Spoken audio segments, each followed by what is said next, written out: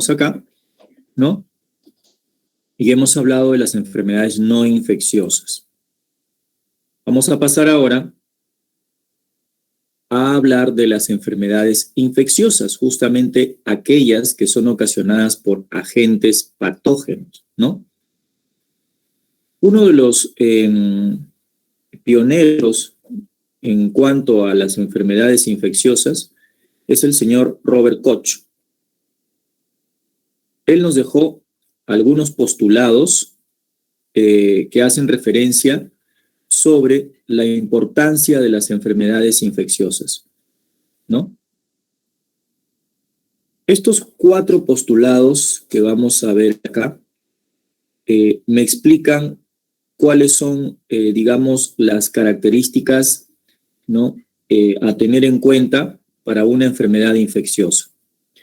Y como ejemplo estamos colocando aquí animales de experimentación. En biología y en ciencia, siempre antes de hacer estudios en seres humanos, se trabajan con animales, ¿no? Bueno, obviamente nosotros somos animales también, ¿no? Pero animales, organismos animales de otras especies, para ver cómo es que se dan, por ejemplo, las manifestaciones de ciertas enfermedades y el mecanismo que se puede utilizar para combatir esas enfermedades por el medio de la fabricación de vacunas, fármacos, etcétera, ¿no? Ok. ¿Cuáles son los 4 postulados de este señor? El primer postulado dice lo siguiente: el agente causal de la enfermedad debe encontrarse siempre en este tipo de enfermos. Si yo tengo aquí este animal de experimentación, ¿no? Y este animalito, ¿no?, es sano, entonces él no va a presentar en su cuerpo al agente causal de una enfermedad, ¿no? Sus células estarían sanas sin ningún tipo de patógeno. Pero en un animal enfermo, sus células no van a estar sanas. Van a estar con las bacterias, los virus, los hongos, dependiendo qué agente patógeno ha entrado en ese animal enfermo. Lo mismo es en el ser humano, ¿no? El primer postulado me dice: el agente causal que ocasiona una enfermedad debe encontrarse siempre en este tipo de enfermos, ¿no? Si Alfredo va al médico y le detectan tuberculosis pulmonar, entonces Alfredo, ¿a quién va a tener en su cuerpo? Va a tener a la bacteria causante de la tuberculosis, que es el Mycobacterium tuberculosum. ¿Ok?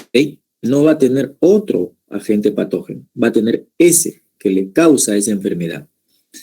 Aquí, por ejemplo, vemos que dice en el postulado 1, el microorganismo patógeno debe estar presente en animales que sufran la enfermedad y no en individuos sanos.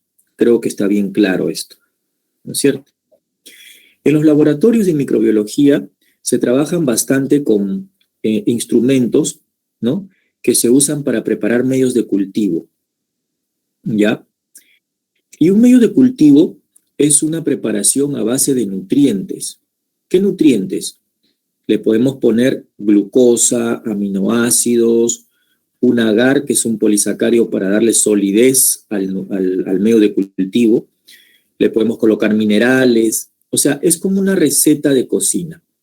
Preparamos un medio de cultivo y allí, en el medio de cultivo, colocamos la muestra del enfermo, la muestra que contiene al agente patógeno que causa la enfermedad. Entonces, si colocamos la muestra en ese medio de cultivo, el patógeno o el agente causal de la enfermedad, que puede ser una bacteria, por ejemplo, va a reproducirse y va a crecer en el medio de cultivo. Para eso utilizamos medios de cultivo en los laboratorios, ¿no? Entonces, justamente vamos al segundo postulado. ¿Qué dice el segundo postulado de Koch?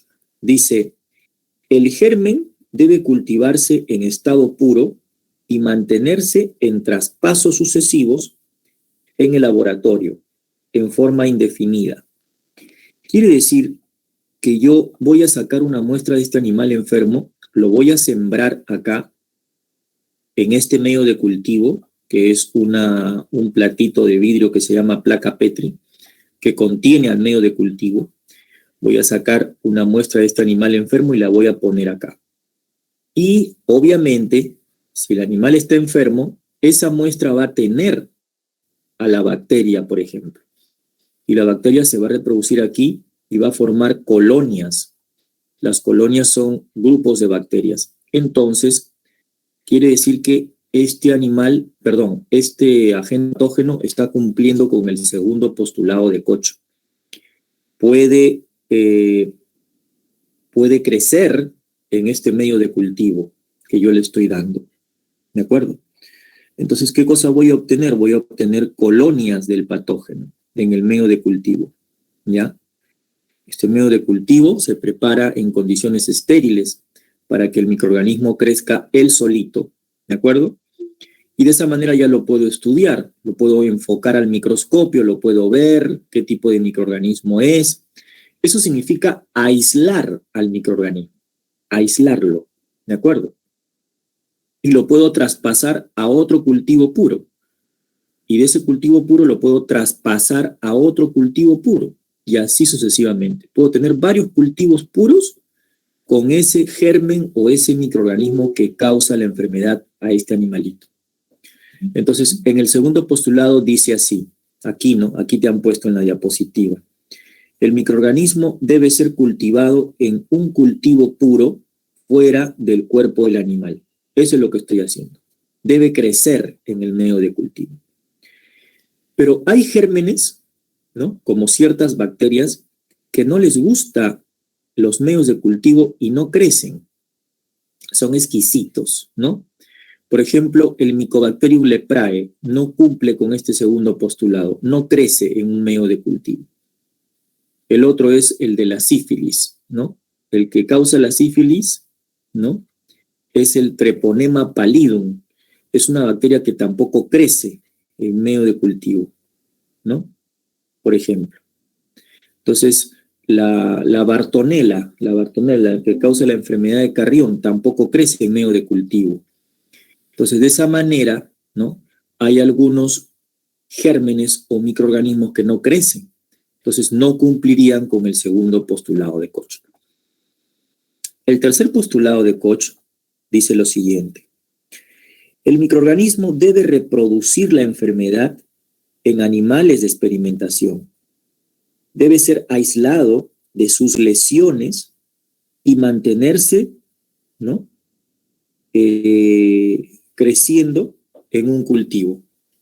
Es decir, yo voy a sacar de este medio de cultivo al patógeno que creció